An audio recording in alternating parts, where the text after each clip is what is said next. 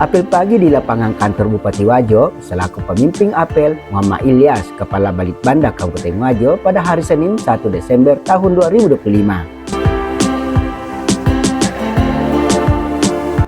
Pemerintah Kabupaten Wajo rutin bersama ASN dan P3K pelaksanaan apel pagi setiap hari kerja. Seperti halnya pada awal bulan Senin 1 Desember tahun 2025, apel pagi yang dipimpin oleh Kepala Balitbanda Wajo Muhammad Ilyas memberikan sambutan dan ucapan banyak terima kasih Bupati Wajo kepada peserta apel dan masyarakat Wajo atas partisipasinya sehingga kita meraih penghargaan Swasti Sabah Wistara 3 terbaik se-Indonesia Kabupaten Sehat.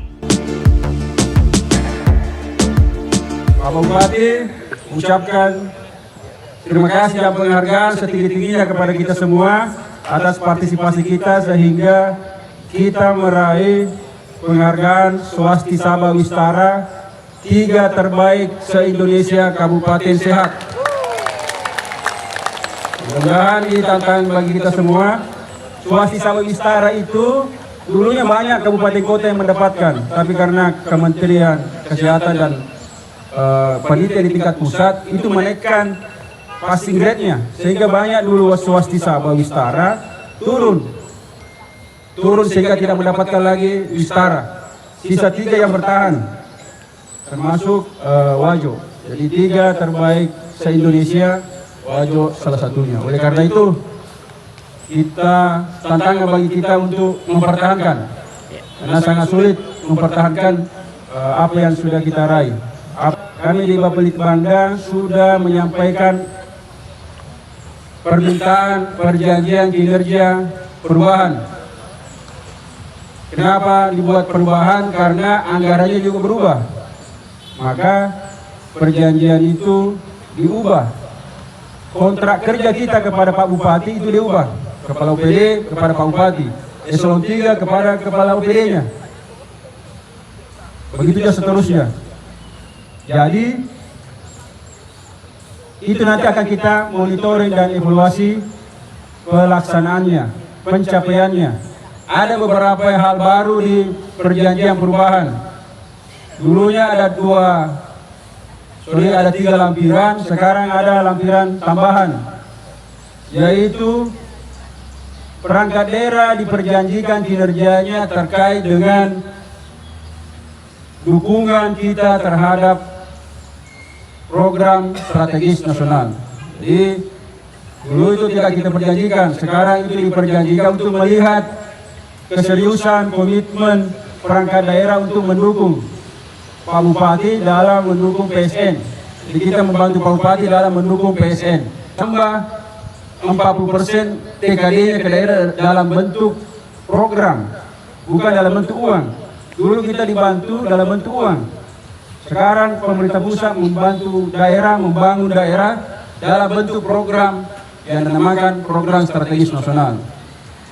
Seperti MBG, Koperasi Merah Putih. Kemudian ada juga Kampung Nelayan Merah Putih, Sekolah Rakyat, Sekolah Garuda, Rumah Sakit Berkualitas, pemeriksaan kesehatan gratis, dan banyak lainnya.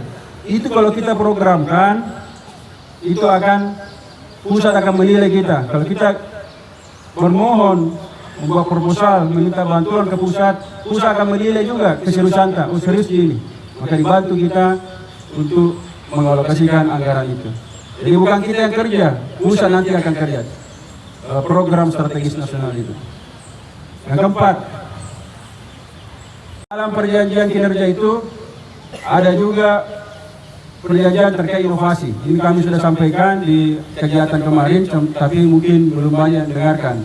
Bahwa salah satu yang diperjanjikan itu perangkat daerah minimal 1 setiap tahun membuat inovasi. Mengapa ini dibuat? Karena kemarin itu yang membuat inovasi yang mau saja. Sekarang dipaksa nih. Diperjanjikan, kalau tidak melakukan inovasi berarti tidak memenuhi janjinya kepada Pak Bupati. Dan itu diperjanjikan di perjanjian kinerja. Mengapa juga inovasi ini penting? Karena keterbatasan kita tahun depan itu sangat berat, anggaran sulit. Sehingga kita butuh inovasi.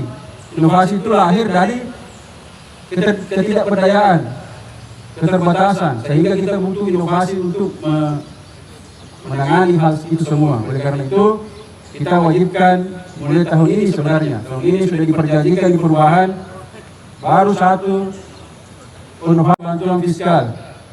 Jadi, di samping 1.370 triliun, Kementerian Dalam Negeri juga akan memberikan insentif fiskal. Insentif itu dulu namanya DID, dana insentif daerah. Sekarang namanya dana insentif fiskal. Kalau kita mendapatkan daerah memulai kinerja yang bagus di beberapa bidang, maka Kementerian Dalam Negeri mengkoordinir beberapa kementerian untuk memberikan tambahan fiskal tersebut. Ada 1.000 triliun disiapkan tahun depan untuk mendapatkan itu, dibagikan ke daerah. Daerah yang berkinerja baik, termasuk tadi penghargaan-penghargaan di bidang kesehatan, kemiskinan, pengangguran, GTP misalnya, pengelolaan sampah,